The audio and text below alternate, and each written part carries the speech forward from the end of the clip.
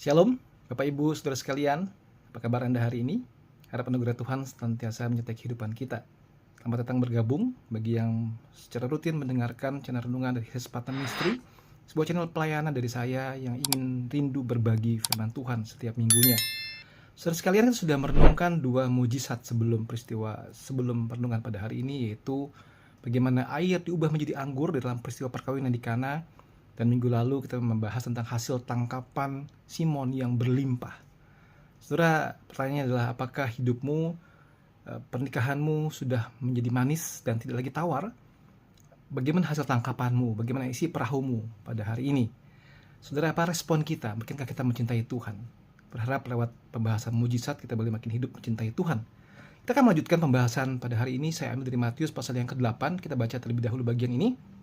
Judulnya adalah Yesus menyembuhkan seorang yang sakit kusta. Setelah Yesus turun dari bukit, orang banyak berbondong-bondong mengikuti dia. Maka datanglah seorang yang sakit kusta kepadanya, lalu sujud menyembah dia dan berkata, "Tuan, jika Tuan mau, Tuan dapat mentahirkan aku." Lalu Yesus mengulurkan tangannya, menjamah orang itu dan berkata, "Aku mau, jadilah engkau tahir." Seketika itu juga tahirlah orang itu daripada kustanya. Yesus berkata kepadanya, "Ingatlah, jangan kau memberitahukan hal ini kepada siapapun, tetapi pergilah, perlihatkanlah dirimu kepada imam, dan persembahkanlah persembahan yang diperintahkan Musa sebagai bukti bagi mereka." Kita berdoa terlebih dahulu. Tuhan, kami bersyukur buat firman yang boleh kami baca pada hari ini. Berkatilah perenungan singkat ini supaya setiap kami boleh mendapatkan berkat dari firman Tuhan. Dalam Yesus Kristus kami bersyukur dan kami berdoa. Amin. Saudara, bagian ini adalah bagian yang berbicara tentang mujizat penyembuhan. Kita sudah pernah bahas ini dalam sesi-sesi sebelumnya. Pertanyaan yang sederhana adalah apakah sampai hari ini masih ada mujizat dari Tuhan untuk penyembuhan orang-orang yang sakit? Saya percaya, saudara, Tuhan masih bekerja. Tuhan bisa bekerja lewat dokter, Tuhan bekerja lewat obat-obatan, teknik-teknik medis yang sangat canggih di dalam dan di luar negeri. Tuhan bisa bekerja melalui obat-obat warung gitu ya, obat-obat yang kita jumpai di warung-warung yang sederhana. Bahkan Tuhan juga bekerja pada saat kita berdoa minta kesembuhan. Dia bisa bekerja, dia menyembuhkan kita. Berbagai macam cara. Tapi pada prakteknya kita juga melihat bahwa ada orang-orang yang sakit tidak kunjung sembuh, sakit berujung kepada kematian. Jadi saudara-saudara, Tuhan masih memberikan mujizat, Tuhan masih menyatakan mujizat kesembuhan. Tetapi kalau kita memperhatikan bagian ini, kita akan menemukan nanti satu kunci penting bagaimana kita memahami hal yang terjadi. Jadi saudara-saudara, kita akan bersama-sama melihat apa yang terjadi pada waktu itu.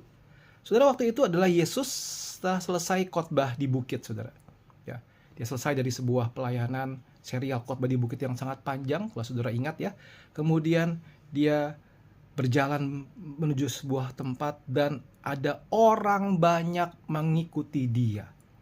Ini menarik sekali, saudara. Seolah-olah orang-orang itu masih kagum dengan pengajaran Yesus, seolah-olah mereka masih menanti-nantikan apalagi nih berikutnya. Ini seorang muda yang penuh dengan karisma, perkataannya sangat tajam, sangat membangun, sangat menegur orang-orang yang berdosa. Dan begitu banyak orang berdosa mengikuti Yesus. Kita mencatat begini, datanglah seorang yang sakit kusta kepadanya. Nah, ini sebuah hal yang sangat tidak lazim, saudara. Mengapa saya kata tidak lazim? Karena orang kusta itu pada masa itu adalah orang yang dikucilkan dari masyarakat. Penyakit kusta itu penyakit yang waktu itu sangat ditakuti sekali, sangat mengerikan sekali, mudah menular. Karena waktu itu belum ada antibiotik. Kalau hari-hari ini, zaman-zaman modern sudah ada antibiotik, orang bisa pulih dari sakit kusta. Tapi waktu itu belum bisa. Sehingga satu hal yang sangat mengerikan adalah waktu orang terkena kusta, bukan cuma fisiknya sakit, tetapi dirinya pun dianggap unclean, tidak bersih, tidak bersih dan dianggap najis sehingga dia dibuang dari masyarakat. Bahkan orang yang bisa menyentuh bajunya pun bisa dianggap tidak bersih atau najis. Saya bacakan Imamat 14, 46-47. Dan orang yang masuk ke dalam rumah itu selama rumah itu ditutup menjadi najis sampai matahari terbenam. Orang yang tidur di dalam rumah itu haruslah mencuci pakaiannya. Demikian juga orang yang makan di dalam rumah itu haruslah mencuci pakaiannya. Ini bicara tentang orang yang ada di dalam rumah, orang yang sakit kusta. Saudara, begitu mengerikan, begitu menyedihkan kondisi orang yang sakit kusta. Bukan cuma dia jadi mati rasa, saudara. Orang itu bisa sakit luar biasa, ya, menggaruk-garuk badannya, tubuhnya. Tapi sebetulnya kalau dilihat-lihat, dia tidak rasa dia sakit. Sehingga banyak kali kejadian terpotong, sampai hidungnya mungkin dicopot, dan sebagainya. Mereka dikucilkan, mereka kehilangan rasa sakit, bahkan identitas mereka pun hilang. Saudara, apa identitas mereka? Identitas mereka adalah penyakit, yaitu apa? Kusta. Ini orang kusta, ini orang kusta, ini orang kusta. Dan masyarakat menganggap orang-orang yang sakit kusta itu adalah orang yang dihukum oleh Allah. Satu prejudis yang sangat mengerikan sekali. Orang yang dihukum oleh Allah. Tapi bagaimana bisa, saudara? Dari kumpulan orang banyak itu, ada seorang kusta yang ada di situ juga. Dia nyempil di situ, saudara. Kelihatannya dia sudah dengar, sudah ada di dalam peristiwa khotbah di bukit, sudah di situ dia menyaksikan, dan saya rasa dia menyamar, ya, dia menutupi tubuhnya dengan kain dan sebagainya, sehingga orang tidak tahu dia adalah orang kusta. Kalau orang sampai tahu dia orang kusta, itu langsung diusir pasti dari kelompok itu. Pasti diusir. Kenapa? Karena najis. Tapi orang itu berhasil bertemu dengan Tuhan Yesus. Saudara, kok bisa dia datang menghadap Tuhan Yesus? Saudara, perhatikan sekali di sini. Ia datang dengan harapan, karena di tengah-tengah keputusasaan, dia memberanikan diri untuk dipulihkan. Saudara, ini menunjukkan dia punya iman yang besar, saudara. Iman yang besar. Dia bisa saja diusir, dia bisa saja dimarahi, ya, langsung dibuang dari kelompok itu. Tapi dia punya iman yang besar, dia berani menghampiri Tuhan Yesus. Dia punya iman yang besar. Yang kedua, saudara, dia menunjukkan kerendahan hati yang sesungguhnya. Sujud menyembah. Saudara, perhatikan, dia berkata begini. Dia memanggil Tuhan, Lord, Tuhan. Dia tahu Tuhan Yesus punya kuasa menyembuhkan. Tapi menarik sekali, dia memulai pembicaraan dengan perspektif yang tepat.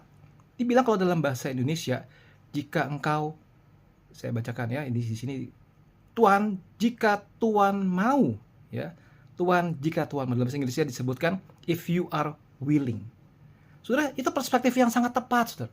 Untuk menghadap Tuhan, dia datang dengan berkata, Tuhan, jika engkau mau, if you are willing. Bukan dia datang dengan memaksa, mengklaim kau harus sembuhkan saya. Dia punya iman yang besar, dan dia bisa berkata, if you are willing. Bukan if you can. Saudara, if you are willing berarti dia punya iman bahwa Yesus itu ada di sana. Yesus itu punya otoritas. Yesus punya kedaulatan. Yesus punya kemampuan. Saudara, waktu orang menghadap Tuhan, dia berdoa. Apakah kita punya iman sungguh-sungguh bahwa Tuhan ada di sana? Tuhan punya otoritas. Tuhan punya kedaulatan penuh atas hidup kita. Dan Tuhan mampu. Tuhan punya kemampuan itu. Apakah kita punya kerendah hatian seperti itu? Pemahaman yang benar seperti itu. Bukan menuntut Tuhan untuk do something, tapi meminta perkenanan Tuhan. If you are willing. Yesaya 55 berkata begini. Sebab rancanganku bukanlah rancanganmu, dan jalanmu bukanlah jalanku. Demikianlah firman Tuhan, seperti tingginya langit dari bumi, demikianlah tingginya jalanku dari jalanmu, dan rancanganku dari rancanganmu. Dilanjutkan, Yeremia 29:11. Sebab aku ini mengetahui rancangan-rancangan apa yang ada padaku mengenai kamu. Demikianlah firman Tuhan. Itu rancangan damai sejahtera dan bukan rancangan kecelakaan, untuk memberikan kepadamu hari depan yang penuh harapan. Saudara, inilah rancangan Tuhan. Indah bagi kita. Indah bagi kita. Dan saudara lihat respon Tuhan Yesus pada waktu itu. Tuhan berkata, I'm willing. Aku mau.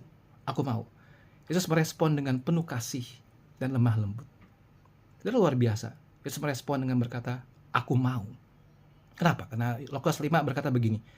Lalu Yesus kepada mereka katanya, bukan orang sehat yang memerlukan tabib, tetapi orang sakit. Aku datang bukan untuk memanggil orang benar, tetapi orang berdosa supaya mereka bertobat.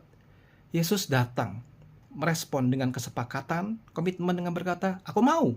Oke. Kemudian Yesus merespon dengan kuasa.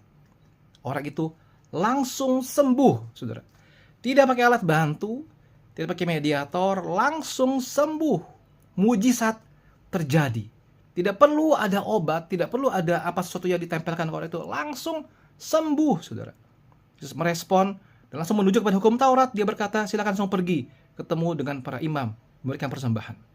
Saudara sekali dalam Tuhan, if you are willing, apa kesimpulannya? Kita harus percaya bahwa Yesus itu ada bersama dengan kita.